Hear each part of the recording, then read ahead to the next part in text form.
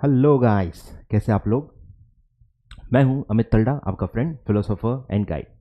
तो ये वीडियो के लिए काफ़ी बच्चे वेट कर रहे हैं एंड आई एम सॉरी कि ये लेट हो गया है वीडियो। बट आप पास हो गए हो भाई, आपको क्या टेंशन है, आपके पास बहुत टाइम है। ठीक है, ज़्यादा ज़रूरी है उन लोगों को टाइम देना जो अनफॉर्चुनेटली पास नहीं हो पाए हैं। ठीक है, तो अब ये वीडियो आ चुका है। ठीक है, अब मैं आपको स्टेप बाय स्टेप गाइड करूंगा कि आपको क्या करना है, क्या मेजर क्वेश्चंस हैं आपके मन में, वन बाय वन मैं उसका आंसर करूंगा। और सारे मेरे पर्सनल ओपिनियंस हैं, मैं जनरलाइज नहीं कर रहा हूं, ये सब मेरे पर्सनल ओपिनियन है। आपको फॉलो करने हैं नहीं करने हैं ये जजमेंट आपको लेना है। क्लियर है। चलिए, तो जो भी बच्चे सीएस एग्जीक्यूटिव जून 23 में पास हो गए हैं, पूरा एग्जीक्यूटिव पास हो गए हैं, अब वो प्रोफेशनल में आ चुके हैं, तो उनको मैं गाइड करने वाला हूं। ठीक है, लेट्स स्टार्ट। फटाफट पहले वीडियो लाइक कर देना, चैनल सब्सक्राइब कर देना, ठीक है वो सब। और कुछ भी और आपके मन में सवाल हो तो आप कमेंट बॉक्स में पूछ सकते हो। अगर बहुत ज़्यादा सवाल हो तो मैं एक और वीडियो बना लूंगा और आपके बचे हुए सवालों का भी जवाब वीडियो के थ्रू ही आपको दे दूंगा। क्लियर है। चलिए लेट्स स्टार्ट। तो सबसे पहला है कि सर मेरा पहला पहला एलिजिबल अटेम्प्ट कौन सा होगा। काफ़ी बच्चों को बहुत घाई है, उनको यही दिसंबर 23 अटेम्प्ट देना है, बट अनफॉर्चुनेटली आप एलिजिबल नहीं हो, क्योंकि कुछ क्राइटेरियाज होते हैं, मिनिमम गैप के कुछ क्राइटेरियाज होते हैं। अगर आपको बोथ मॉड्यूल देने हैं तो एग्जाम का जो मंथ है उससे 6 मंथ्स पहले आपको रजिस्टर करना होता है, अगर आपको बोथ मॉड्यूल देने हैं। सिंगल मॉड्यूल देना है तो ये गैप होती है 4 मंथ्स की। तो अगर आप आज भी रजिस्टर करवा देते हो, ठीक है, अगस्त के पहले आप रजिस्टर करवा देते हो, तो गैप देखो कितनी है, सितंबर, अक्टूबर, नवंबर, दिसंबर मंथ काउंट नहीं होता। काउंट कर भी लोगे तो भी पूरे 4 महीने की गैप नहीं है। आपके एग्जाम स्टार्ट होता है 21 दिसंबर से और आप 21 अगस्त के बाद ही रजिस्टर कर रहे हो, तो पूरे 4 महीने की गैप नहीं है। मतलब आप कोई भी लॉजिक लगा लो, आप एलिजिबल नहीं हो, मैं ये कहना चाहता हूं। वैसे तो मंथ ऑफ एग्जाम पूरा ही छोड़ना पड़ता है, तो 3 ही महीने हैं, इसीलिए आप सिंगल मॉड्यूल के लिए भी एलिजिबल नहीं हो। क्लियर है, तो वो डाउट क्लियर हो गया। तो पहला एलिजिबल अटेम्प्ट जो आपका आएगा वो होगा जून 24, जो पहला अटेम्प्ट है न्यू सिलेबस में। आप कंपल्सरीली न्यू सिलेबस में ही हो, ओल्ड सिलेबस का आपके पास कोई ऑप्शन नहीं है, तो आप फटाफट न्यू सिलेबस 2022 में आ चुके हो डायरेक्टली। क्लियर है। चलो तो लेट्स स्टार्ट। सबसे पहला है जो मैंने आपको बता दिया, सर हमारा फर्स्ट एलिजिबल एग्जाम क्या होगा, तो वो होगा जून 24। ठीक है, दिसंबर 23 के लिए आप एलिजिबल नहीं हो, मैंने आपको क्राइटेरिया बता दिया। सेकेंड इज कि सर रजिस्ट्रेशन के डेट्स क्या हैं और रजिस्ट्रेशन की फीस क्या है। तो सबसे पहले आप रजिस्ट्रेशन तो बोथ मॉड्यूल का ही होता है, ठीक है, आपको पता है, लेकिन डेट वाइज एलिजिबिलिटी डिसाइड होती है कि आप एग्जाम किसका दे पाओगे। ठीक है, तो एग्जाम एलिजिबिलिटी मैं बता रहा हूं कि अगर आपको बोथ मॉड्यूल अपीयर करने हैं जून 24 में, तो आपका लास्ट डेट है 30 नवंबर। ऑन और बिफोर 30 नवंबर अगर आप अभी रजिस्टर कर जाते हो तो आप एलिजिबल हो, क्या बोथ मॉड्यूल दे सकते हो। न्यू सिलेबस में आपको पता ही होगा कि न्यू सिलेबस में अब 7 ही सब्जेक्ट्स हैं और 2 ही मॉड्यूल हैं। ठीक है, इंस्टीट्यूट का नोटिफिकेशन भी आया था सेपरेटली, मैं आपको दिखा देता हूं। तो भैया 1 अगस्त 23 से न्यू सिलेबस प्रोफेशनल का आ चुका है। अब इसके बाद जो भी सीएस प्रोफेशनल में रजिस्टर करेगा वो डायरेक्टली न्यू सिलेबस में आ जाएगा। जैसे आप लोग 1 अगस्त के बाद रजिस्टर कर रहे हो प्रोफेशनल के लिए, तो आप न्यू सिलेबस में आ जाओगे। और ये रहे आपके सब्जेक्ट्स। ठीक है, 2 ही ग्रुप हैं, 7 सब्जेक्ट्स हैं। फर्स्ट ग्रुप में आपका ये है ESG, drafting, compliance management, audit and due diligence, फिर इलेक्टिव है एक, 4 में से कोई एक आपको सिलेक्ट करना है। और ग्रुप 2 में 3 ही सब्जेक्ट्स हैं, पहला है एसएमसीएफ, सेकंड है कॉर्पोरेट स्ट्रक्चरिंग और थर्ड भी इलेक्टिव है, आपको इन 5 में से एक सिलेक्ट करना है। क्लियर है क्या, टोटल 7 ही सब्जेक्ट्स हैं। बर्डन काफी कम हो गया है, पहले ओल्ड सिलेबस में 9 सब्जेक्ट्स होते थे और 3 ग्रुप होते थे, उसके मुकाबले स्ट्रक्चरली मैं कहूं तो थोड़ा आसान है, पास होना आसान है। क्योंकि देखो मॉड्यूल 1 में 4 सब्जेक्ट्स हैं, 4 सब्जेक्ट्स में थोड़ा एग्रीगेट निकालना थोड़ा सा मुझे लगता है सपोर्ट मिल जाता है। 3 सब्जेक्ट में और उल्टा मुश्किल हो जाता है। जैसे पुराने स्ट्रक्चर में 3-3 सब्जेक्ट के 3 ग्रुप्स थे, एग्रीगेट निकालना बहुत मुश्किल हो जाता है। मैं बता रहा हूं आपको, यहां कोई एमसीक्यू है नहीं, कोई सब्जेक्ट एमसीक्यू नहीं है, कोई वो आपको कोई फायदा नहीं है, सब रिटन पेपर्स हैं और वहां एग्रीगेट की बहुत बड़ी समस्या है। ठीक है, तो मैं समस्याओं से आपको अवेयर करते जाऊंगा ताकि ऐसा ना हो आपको चीजें बहुत लेट पता चले, फिर आप उसके लिए प्रिपरेशन न कर पाओ। क्लियर है, तो आपकी सबसे बड़ी समस्या जो प्रोफेशनल में होने वाली है दैट इज एग्रीगेट पासिंग। ठीक है, चलो, तो ये सब है, आगे बढ़ते हैं। चलो, तो बोथ मॉड्यूल आपको अपीयर करने हैं, तो आपको ऑन और बिफोर 13 नवंबर रजिस्टर करना है। 13 नवंबर के पहले रजिस्टर करने के बाद भी आप सिंगल मॉड्यूल भी अपीयर कर सकते हो, ठीक है, आप बोथ भी अपीयर कर सकते हो, सिंगल भी कर सकते हो, सिर्फ आप एलिजिबल हो। अब आप डिसाइड करना है आपको बोथ जाना है कि सिंगल जाना है। फिर अगर आपको सिंगल मॉड्यूल ही करना है तो आपके पास एक्सटेंडेड डेट होता है 31 जनवरी 24। क्लियर है क्या? 31 जैन तक अगर आप रजिस्टर कर गए तो आप सिंगल मॉड्यूल अपीयर कर सकते हो इन जून 24 एग्जाम्स। क्लियर है क्या? तो ये हो गए डेट्स। फिर है रजिस्ट्रेशन फीस है 12,000 रुपए और प्री एग्जाम का 1,000 अलग से, तो टोटल आपको 13,000 आईसीएसआई को अब भी आपको भरना पड़ेगा, ठीक है। तो आपको रजिस्ट्रेशन इस डेट्स के पहले कर लेने हैं आईसीएसआई के पास, और उसमें फिर आपको स्टडी मटेरियल मिल जाएगा, न्यू सिलेबस के प्रॉपर स्टडी मटेरियल आपको मिल जाएंगे, आपके घर तक पहुंच जाएंगे। क्लियर है? उसकी फीस इसमें इंक्लूडेड है। क्लियर है? और ये 1,000 प्री एग्जाम का है, तो प्री एग्जाम भी आपको सेम जैसे आपने एग्जीक्यूटिव में किया है वैसा ही आपको करना है। क्लियर है? फिर है कि सबसे बड़ा सवाल कि सर सिंगल दें या बोथ दें। अब ये कनेक्टेड है ट्रेनिंग वाले सवाल से, ठीक है, ट्रेनिंग वाला सवाल भी है कि ट्रेनिंग एग्जीक्यूटिव की बात करें या प्रोफेशनल की बात करें। तो अगर आपको एग्जीक्यूटिव के बाद अब भी ट्रेनिंग करनी है तो आसान है, इसका सवाल आसान हो जाएगा कि अगर आप ट्रेनिंग स्टार्ट करना चाहते हो तो आपको सिंगल मॉड्यूल के लिए जाना पड़ेगा। बोथ मॉड्यूल मतलब बहुत बहुत मुश्किल होगा, आपकी पढ़ाई कंप्लीट नहीं हो पाएगी, रिवीजन तो साइड में रख दो, ठीक है। तो अगर आप ट्रेनिंग स्टार्ट कर रहे हो, डिसाइड हो गया आपका, तो आप सिंगल मॉड्यूल कर सकते हो, मॉड्यूल 1 पहले कर सकते हो, कोई दिक्कत नहीं है, ठीक है। सिंगल मॉड्यूल 1 आप पहले दे सकते हो, कोई दिक्कत नहीं है। और अगर आप ट्रेनिंग अभी नहीं कर रहे हो, ठीक है, तो फिर आपको बोथ मॉड्यूल ही जाना चाहिए, ठीक है। देखो टाइम एकदम बहुत मतलब समझ रहे हो ना, हर चीजें इस तरह से अभी अरेंज्ड है, सब बहुत आइडियल चीजें अभी हैं।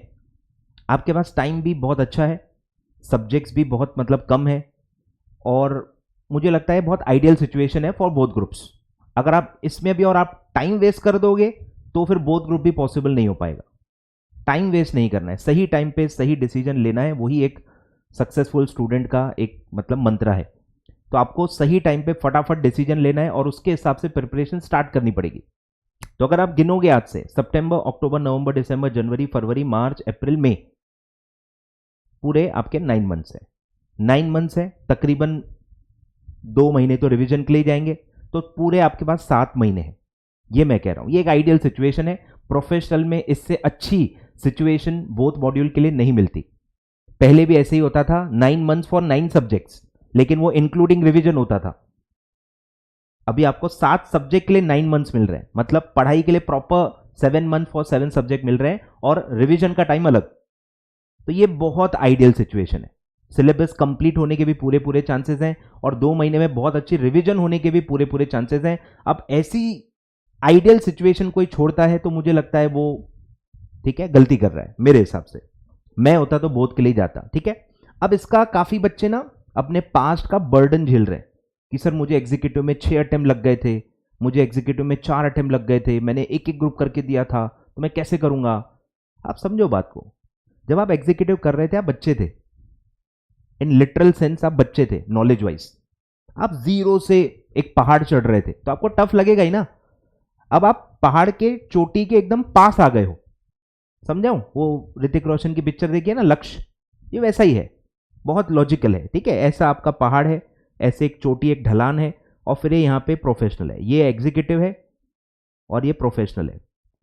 ये था सीएसईटी, तो आपने बहुत भारी चढ़ाई की है, तो आपको टफ लगेगा ही लगेगा। लेकिन अब जो है आप एक बहुत आगे पहुंच गए हो, अब यहां से प्रोफेशनल का जो रास्ता है थोड़ा आसान हो जाता है। क्यों सर? क्योंकि काफी सारे सब्जेक्ट्स में काफी सारे चैप्टर्स, टॉपिक्स पूरे सेम है। मतलब प्रोफेशनल को अगर आप स्प्लिट करोगे ना, 25 to 30% तो एग्जीक्यूटिव का ही पोर्शन है, तो वो तो आपके लिए रिवीजन है। जैसे अगर एग्जाम्पल ले लो, एसएम जो है मेरे सब्जेक्ट का, एसएमसीएफ में पढ़ाऊंगा, आपको पता ही होगा, तो एसएम तो पूरा एग्जीक्यूटिव का है, तो वो सेम है। सीएफ में भी कुछ कुछ चैप्टर सेम है, बेसिक मतलब आपको आते हैं, सब्जेक्ट से आप फेमिलियर हो। जब आप ईटी से आए थे, आप कोई भी सब्जेक्ट से फेमिलियर नहीं थे, आप पहली बार टैक्स पढ़ रहे थे, पहली बार जीएसटी पढ़ रहे थे, पहली बार सिक्योरिटीज लॉ पढ़ रहे थे, पहली बार कॉन्स्टिट्यूशन पढ़ रहे थे। अरे भाई आप बच्चे थे, तो आपको वो टफ लगेगा, इट इज बट ऑब्वियस। लेकिन अब आप जब प्रोफेशनल पढ़ोगे आपको सब चीजें फेमिलियर मिलेगी। आप गवर्नेंस ले लो, आप ड्राफ्टिंग ले लो, आप ESG ले लो, आप कॉम्प्लायंस मैनेजमेंट ले लो, आप कोई भी सब्जेक्ट उठा के देख लो, ऐसा कुछ भी नहीं मिलेगा कि जो आपने जिसके बारे में सुना ही नहीं है। बहुत रेयर ऐसे होगा, सब सुनी सुनाई, बस डेप्थ बढ़ जाएगी, टेक्निकलिटीज बढ़ जाती हैं, बस ये एक है टेक्निकल, जो एक प्रोफेशनल वाला जो एक एंगल है ना, वो बस अब बढ़ जाएगा। सिलेबस भी काफी वास्ट ही है जैसे एग्जीक्यूटिव के थे। तो समझ रहे हो, ET से वो जो जर्नी थी ना एग्जीक्यूटिव की, वो बहुत ही ज्यादा टफ थी। तो उसका एक ट्रॉमा आपके अंदर बसा हुआ है, जिससे अभी डरने की जरूरत नहीं है, क्योंकि प्रोफेशनल अब थोड़ा सा आपके लिए आसान हो जाएगा, क्योंकि आप काफी सारी मेहनत, काफी सारा बेस बना चुके हो, काफी सारा बेस आप बना चुके हो। और हर डायमेंशन में, अकाउंट्स का भी बेस है, लॉ का भी बेस है, टैक्सेशन का भी है, कॉन्स्टिट्यूशन का भी है, आपका बेस बहुत स्ट्रांग हो चुका है। वो आपने कैसे बनाया उससे कोई फर्क नहीं पड़ता, उसमें 6 अटेम्प्ट लग गए, 10 अटेम्प्ट लग गए, एक एक ग्रुप करके किया, इससे कोई फर्क नहीं पड़ता। अब वो बेस तैयार हो गया है जिसको आप अभी यूज कर सकते हो। तो समझो बात को, मैं कह रहा हूं डिसीजन मेकिंग ही इंपॉर्टेंट है। आप जिंदगी में जहां भी पहुंचते हो, it is because of your decisions. तो बेवकूफियां मत करो। यहां अगर कोई बंदा आप 7 महीने में, 9 महीने में एक ही ग्रुप करता है ना, मेरे ख्याल से बहुत बड़ी बेवकूफी है। और मैं ऐसे बच्चे को गाइड करके अपना टाइम वेस्ट नहीं करूंगा। सीरियसली बताओ, बुरा लगेगा, मैं चाहता हूं आपको बुरा लगे, इसीलिए बोल रहा हूं, ये बहुत बड़ी बेवकूफी है। इस लेवल पे इस टाइप की बेवकूफी करना मतलब आपकी सक्सेस को आप 6 महीने आगे बढ़ा रहे हो। बहुत कॉस्टली है वो, बहुत कॉस्टली है, ठीक है। इसलिए कह रहा हूं कन्वीनियंस में मत जाओ। आप कन्वीनियंस ले रहे हो, थोड़ा सा एफर्ट वाला रखो, जिसमें आप एफर्ट करो। द मोमेंट आप सिर्फ एक ग्रुप दोगे, आप रिलैक्स हो जाओगे। 9 में से 4 महीने आप वेस्ट कर दोगे, क्योंकि आपको लगेगा टाइम बहुत है। मैं नहीं चाहता प्रोफेशनल में आके बच्चा इस तरह से टाइम वेस्ट करे, डिसरिस्पेक्ट है ये, ठीक है। तो क्लियर है, क्लियर है क्या?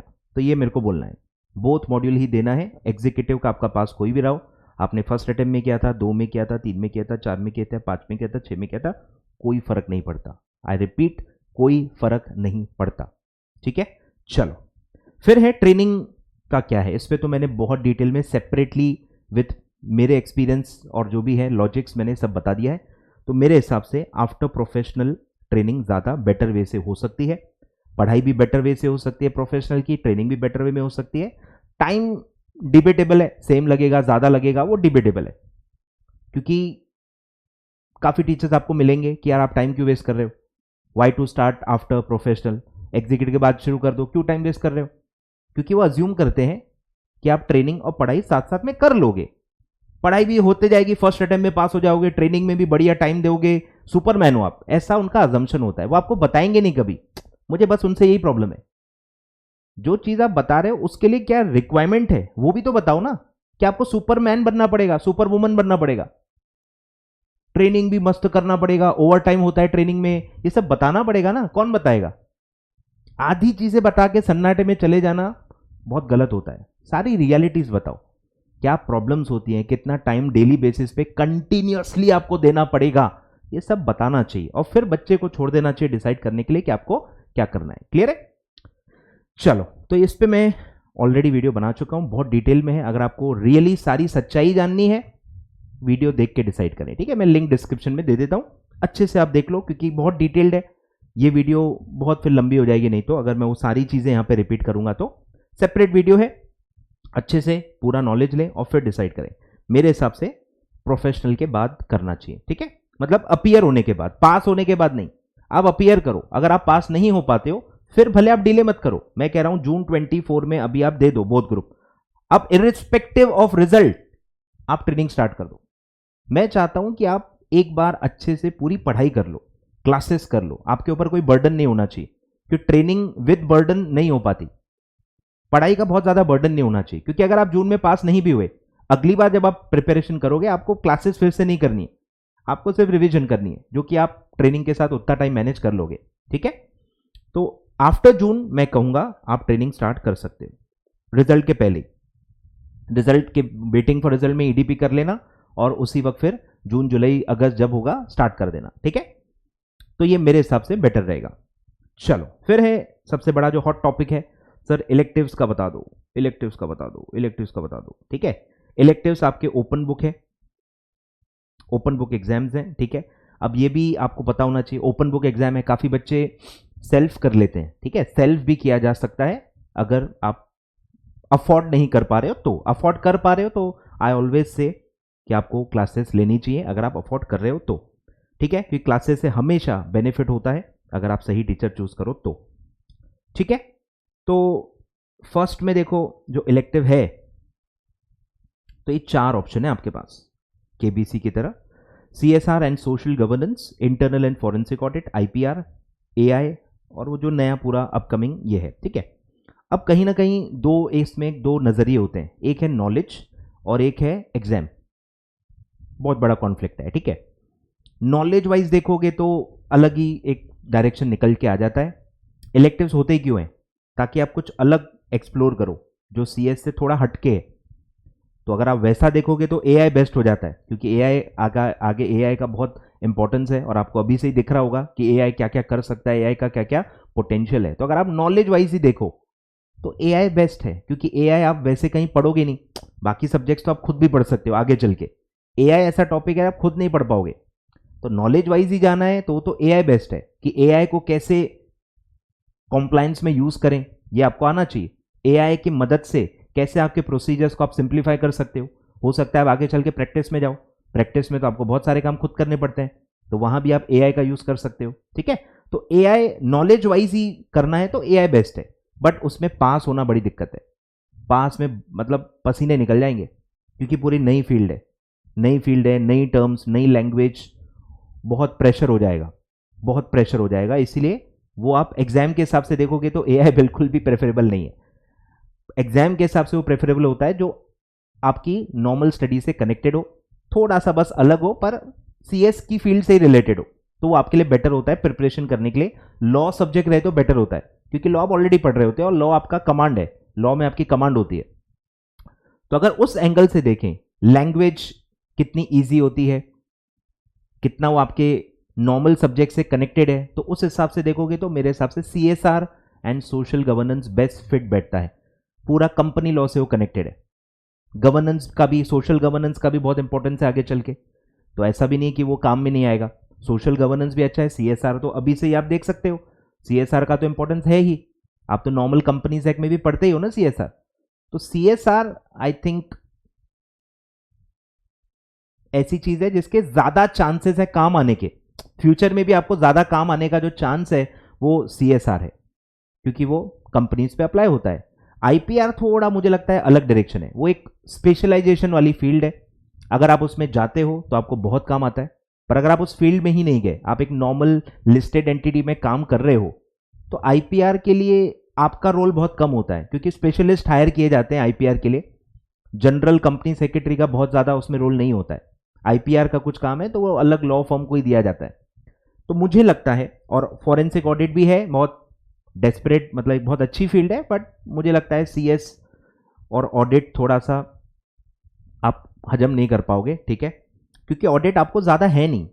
आप सबसे इंपॉर्टेंट ऑडिट करते हो सेक्रेटरियल ऑडिट, उसका आपको काफी नॉलेज मिलेगा, बट ये जो ऑडिट्स हैं ये थोड़े अलग ऑडिट्स हैं, ये लॉ बेस्ड ऑडिट्स नहीं है, तो इसका जो पढ़ाई है काफी अलग है।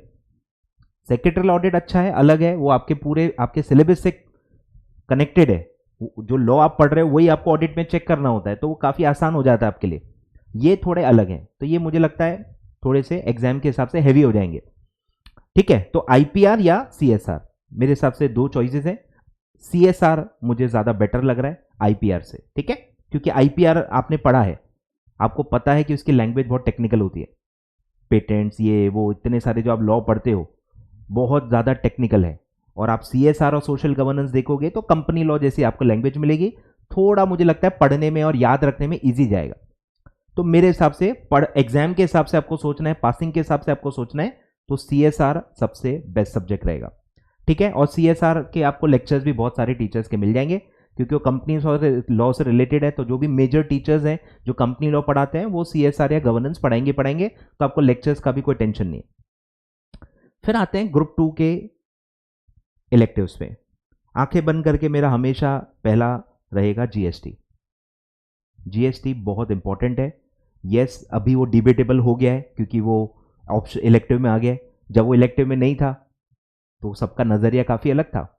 और मैं जितना देखता हूं जीएसटी है काम का, ठीक है, जीएसटी का बहुत रेलेवेंस है। अगर आप प्रैक्टिस में जाओगे तो जीएसटी तो आपको लेना ही चाहिए। जॉब में जीएसटी का कितना रेलेवेंस है ये डिबेटेबल है, ये डिबेटेबल है। यस, जब आप जॉब करते हो तो जीएसटी का इतना आपको मुझे नहीं लगता कुछ खास इंपैक्ट है, वो एक स्पेशलाइजेशन फील्ड है। प्रैक्टिस में मुझे लगता है बहुत ज़्यादा स्कोप है, तो इसीलिए मुझे लगता है आपके ऊपर है। ये इसलिए मैं रिकमेंड कर रहा हूं क्योंकि आप ऑलरेडी पढ़ चुके हो, एग्जीक्यूटिव में ऑलरेडी आपका बेस बना हुआ है, आपको इनकम टैक्स पूरा आता है, आपको जीएसटी का भी बहुत ज़्यादा आता है। तो प्रिपरेशन के एंगल से आपको जीएसटी और टैक्स थोड़ा सा आसान जाएगा, बहुत ज़्यादा हार्डवर्क नहीं है। अगर आपका बेस अच्छा है, एग्जीक्यूटिव में आपका जीएसटी और इनकम टैक्स अच्छा है, तो आपके लिए सबसे बेस्ट सब्जेक्ट है, कम से कम एफर्ट में, और अच्छा फील्ड है, ग्रोइंग फील्ड है, अच्छा फील्ड है, उसका आगे है फ्यूचर, ठीक है। और उसके बाद आता है आईबीसी, काफी लोग लेते हैं। आईबीसी भी सबसे मेरे ख्याल से कनेक्टेड फील्ड है सीएस से। आईबीसी बहुत जरूरी भी है, और आईबीसी नॉर्मल कोर्स में आपको दिया नहीं गया है, तो मेरे ख्याल से आईबीसी भी जीएसटी जैसा ही है, अलग फील्ड है लेकिन बहुत अच्छे से कनेक्टेड है। मतलब बहुत ज्यादा चांसेस हैं कि उसका आपको यूज पड़ेगा।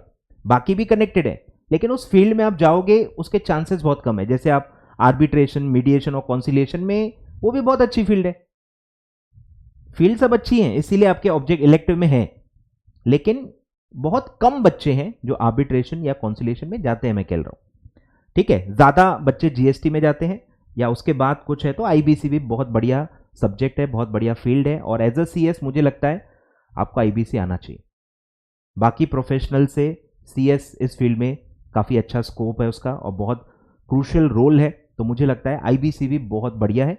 स्कोरिंग में थोड़ी दिक्कत मुझे दिख रही है, बच्चे बहुत कम देखे हैं मैंने 40 क्रॉस करते हुए, बहुत मार्किंग के हिसाब से, या पता नहीं क्या प्रॉब्लम है आईबीसी में। कंसेप्चुअली तो बहुत अच्छा है लेकिन मार्किंग के हिसाब से मैंने काफी दिक्कतें उसमें देखी है, और वो दिक्कत जीएसटी में भी है। जीएसटी में भी पूरे पूरे प्रॉब्लम्स और पूरा पूरा सब, उसमें भी दिक्कत होने वाली है, ठीक है। और एक और आता है कनेक्टेड, वो है लेबर लॉ। बैंकिंग तो साइड ही कर दो, बैंकिंग का तो कोई लेना देना ही नहीं है। आर्बिट्रेशन भी मुझे लगता है बहुत रिमोटली कनेक्टेड है और बहुत कम लोग वहां जाते हैं, ठीक है। तो तीन चीजें हैं, जीएसटी, आईबीसी या लेबर लॉ। लेबर लॉ इसीलिए क्योंकि वो पूरा एग्जीक्यूटिव का है, सबसे आसान है। मैंने काफी बच्चों को पहले भी ओल्ड सिलेबस में भी लेबर लॉ ही रिकमेंड किया था, क्योंकि वो सब सेम है। एग्जीक्यूटिव में आप ऑलरेडी लेबर लॉ पढ़ चुके होते हो। लेबर लॉ आईबीसी से काफी इजी है, लैंग्वेज वाइज भी देखोगे लेबर लॉ थोड़े इजी होते हैं हैंडल करना, सेल्फ भी हो जाते हैं। आईबीसी आई डोंट थिंक आप सेल्फ कर पाओगे। आईबीसी के लिए एक प्रॉपर ट्यूटर आपको लगेगा, ठीक है, और जीएसटी के लिए भी आपको एक प्रॉपर ट्यूटर लगेगा, ठीक है। तो सीक्वेंस बता दूं तो मेरे लिए पहला जीएसटी आएगा हमेशा, सेकंड नंबर पे आएगा आईबीसी, ठीक है, और थर्ड नंबर पे आएगा लेबर लॉ, ठीक है। तो आप डिसाइड कर लो। तो 1 में है सीएसआर और सेकंड में है जीएसटी या फिर आईबीसी, ठीक है। चलो आगे बढ़ते हैं। फिर है ओडीओपी, करना पड़ता है क्या सर? नहीं, ओडीओपी सिर्फ एग्जीक्यूटिव में होता है, प्रोफेशनल में नहीं होता है। फिर sir pre exam, yes pre exam रहता है, और प्री एग्जाम का फीस भी अलग से आपको 1000 भरना होता है। सेम रूल्स हैं जैसे एग्जीक्यूटिव में है, मैंडेटरी है, एमसीक्यू है, नेगेटिव मार्किंग रहेगी, और सिर्फ सिंगल इंडिविजुअल पासिंग है, एग्रीगेट पासिंग नहीं होती है, और आप कितने बार भी दे सकते हो, और आपको मेन एग्जाम फॉर्म भरने के पहले बस पास करना है, ठीक है। सेम है सब जैसा आप एग्जीक्यूटिव में ऑलरेडी कर चुके हो। फिर एग्जाम फॉर्म का आपको पता ही है, 26 फरवरी से स्टार्ट होगा फॉर जून, और 25 मार्च तक उसका लास्ट डेट होता है विदाउट लेट फी, और विथ लेट फी फिर वो आता है 9 अप्रैल तक, ठीक है। और यही डेट्स प्री एग्जाम के भी लास्ट डेट होते हैं, क्योंकि फॉर्म भरने के पहले आपको प्री एग्जाम पास करनी है, तो यही डेट्स लास्ट डेट्स हो जाते हैं। मतलब टेक्निकली कहूं तो 25 मार्च के पहले आपको फॉर्म भर देना चाहिए विदाउट लेट फी, तो 25 मार्च आपके लिए प्री एग्जाम का लास्ट डेट होता है। और अगर आप विथ लेट फी भर रहे हो तो फिर विथ लेट फी 9 अप्रैल तक आपके पास टाइम होता है प्री एग्जाम के लिए भी, ठीक है। तो ये सारी चीजें थी, ठीक है। तो मेजर चीजें मैंने आपको बता दी हैं, registration, fees, dates, both group के सिंगल ग्रुप वो बता दिया है, ट्रेनिंग अभी या बाद में वो भी बता दिया है, फिर इलेक्टिव्स भी आपको बता दिया है, ठीक है। और प्रिपरेशन का अगर मैं कहूं तो फटाफट स्टार्ट कर दो। अगर आप बोथ करना चाहते हो, अभी बोथ अगर आप डिसाइड करते हो, जो मैं अज्यूम कर रहा हूं बोथ ही आपको करना चाहिए, तो आपके पास पूरे 7 मंथ्स हैं। अच्छे से आप प्लान करो, क्लासेस अफोर्ड कर सकते हो, सारे सब्जेक्ट के क्लासेस करो, क्योंकि एक भी सब्जेक्ट आप सेल्फ करते हो ना, वहां पे टाइम आपका चले जाता है, एक डर बैठ जाता है कि यार ये मेरे भरोसे है, मुझे इस पे करना है, वो करना है, फिर वो बैलेंस नहीं हो पाता। तो अगर आप अफोर्ड ही नहीं कर सकते तो आपके पास कोई ऑप्शन भी नहीं, तो आप वो करो, कोई दिक्कत नहीं है, क्योंकि आपके पास कोई ऑप्शन नहीं है। पर जो लोग अफोर्ड कर सकते हैं, वॉलेंटरली अपनी परेशानियां बढ़ा रहे हैं, जबकि उनके पेरेंट्स का कोई प्रेशर भी नहीं है, तो मुझे उनसे प्रॉब्लम होती है। आपको किसने बोला है सब करने के लिए? पेरेंट्स चाहते हैं फटाफट सीएस बन जाओ, बस फटाफट सीएस बनना है, यही हमारा पूरा लक्ष्य होना चाहिए। ठीक है, तो 7 मंथ्स है, ट्रिकी रहेगा, इसीलिए कह रहा हूं अफोर्ड कर सकते हो तो क्लासेस ले लो, ज्यादा प्रेशर नहीं आएगा, इजीली चीजें मैनेज हो जाएंगी। तो 7 मंथ्स में 7 सब्जेक्ट्स आपको कंप्लीट करने हैं और 2 मंथ्स आप रखो रिविजन्स के लिए। ठीक है, तो फटाफट 7 मंथ्स की इस प्लानिंग पे लग जाओ। At a time I think 3 subjects ठीक रहेंगे, 3 सब्जेक्ट्स आप एट अ टाइम करो, 3 से ज़्यादा सब खिचड़ी हो जाती है। तो 3 सब्जेक्ट पैरेलली चलने दो, 2 घंटे 2.5 घंटे क्लासेस करो, आधा घंटा सेल्फ स्टडी करो। तो ऐसा अगर आप शेड्यूल बनाते हो, आपका लगभग हो जाएगा सब्जेक्ट। ठीक है, क्लियर है? तो जो भी सब्जेक्ट्स के टीचर आपको फिक्स समझ में आ रहे हैं, आप कॉन्फिडेंट हो, उससे स्टार्ट कर दो। मतलब अभी आपको सिर्फ 3 सब्जेक्ट स्टार्ट करने, फिर साइड बाय साइड सोचते रहना। अब कुछ चीजें ऐसी होती हैं जो लॉ बेस्ड हैं, जैसे जीएसटी अगर आप ले रहे हो तो जीएसटी थोड़ा बाद में करो तो बेटर है। फ्रेश बैच जो जून 24 के लिए स्टार्ट होगी, प्रॉपर अमेंडेड होगी, वो बाद में लेना ज्यादा बेटर है। ठीक है, तो कुछ कुछ जहां लॉ का लेना देना है वो थोड़ा सा भले बाद में ले लो, और जिसमें कोई लॉ नहीं है वो भले आप स्टार्ट कर सकते हो, जिसमें ज्यादा अमेंडमेंट्स नहीं होती है वो आप स्टार्ट कर सकते हो। ठीक है, तो अभी आपको करना क्या है, आपको सिर्फ 3 सब्जेक्ट सिलेक्ट करना है जो अभी आपको स्टार्ट करने हैं, और उसका टारगेट रख देना है कि 3 सब्जेक्ट हैं तो तकरीबन 3 महीने में कंप्लीट हो जाना चाहिए। 1 महीना एक सब्जेक्ट के लिए आपके पास, तो 3 सब्जेक्ट अगर आप एट ए टाइम स्टार्ट कर रहे हो तो 3 महीने में वो कंप्लीट हो जाने चाहिए, ताकि आप बचे हुए 4 सब्जेक्ट फिर अगले 4 महीने में कंप्लीट कर पाओ। ठीक है, तो ऐसा मेरे ख्याल से आप कर सकते हो। क्लियर है? और कुछ आपके मन में सवाल होंगे, आप कमेंट बॉक्स में कमेंट कर सकते हो। मैं डेफिनेटली एक सेपरेट वीडियो में कोशिश करूंगा उसको कवर करने की। छोटा मोटा सवाल होगा तो कमेंट में मैं रिप्लाई कर दूंगा, कोई दिक्कत नहीं है। ठीक है, तो आई होप आपको काफ़ी इनसाइट्स मिली होंगी, और भी बहुत सारी चीज़ें जिसके बारे में बात करनी है, पर इट्स टू अर्ली। धीरे धीरे मैं आपको गाइड करते रहूँगा जैसे जैसे आपकी जर्नी आगे बढ़ेगी। तो चैनल सब्सक्राइब कर लें, बहुत सारे अपडेट्स, बहुत सारी चीज़ें, इंस्टीट्यूट की जो भी अनाउंसमेंट्स हैं वो सारी आपको इस चैनल पे मिलते रहेंगी। और जो भी मेरा सब्जेक्ट है, मेरा एक ही सब्जेक्ट है SMCF, प्रोफेशनल में मैं एक ही सब्जेक्ट लेता हूँ SMCF, और उसकी बैच स्टार्ट हो गई है। ठीक है, ऑफर चल रहा है, 5 सितंबर तक ऑफर आप अवेल कर सकते हो, टीचर्स डे है। ठीक है, 5250 हमारा प्राइस है इंक्लूडिंग टैक्सेस, जो भी जीएसटी लगता है ना सेलिंग पे। ठीक है, टैक्सेस इंक्लूड करके आपको 5250 देना है। ठीक है, और ये फ्रेश बैच है, न्यू सिलेबस की है प्रॉपर, और ये प्रॉपर 4 मंथ्स में लगभग कंप्लीट हो जाएगी। इसमें जो टाइम का इन्वेस्टमेंट है वो थोड़ा कम है, 2-2 ढाई घंटे आपको रोज नहीं देना है, आपको सिर्फ 1 या 1.5 घंटा डेली बेसिस पे देना है, और वो कंप्लीट होते जाएगा। साइड बाय साइड आपको पढ़ाई करनी है, साइड बाय साइड आपको टेस्ट देने हैं, और आपका सिलेबस कंप्लीट हो जाएगा। ठीक है, चलो, और इसका लॉन्चिंग वीडियो भी है, वो मैं डिस्क्रिप्शन में डाल देता हूँ। जो भी बच्चा इंटरेस्टेड है, मेरे से पढ़ना चाहता है, तो वो लिंक डिस्क्रिप्शन में, लॉन्चिंग वीडियो आप देख लो, कैसे पढ़ाऊंगा, क्या करूंगा, कब तक कंप्लीट होगा, क्या होगा, अच्छे से मैंने पूरा बता दिया है। तो लिंक डिस्क्रिप्शन में है, वो आप वीडियो देख के डिसाइड कर लें। ठीक है, चलिए, thank you so much. I hope आप कनेक्टेड रहेंगे, एंड आई होप आप वीडियो लाइक करेंगे, शेयर करेंगे, सारे फ्रेंड्स जो इस जोन में है प्रोफेशनल जून 24 में, उसको आप ये शेयर करोगे, उनको भी इन्फॉर्मेशन पास ऑन करोगे, और चैनल सब्सक्राइब कर दोगे। Thank you so much.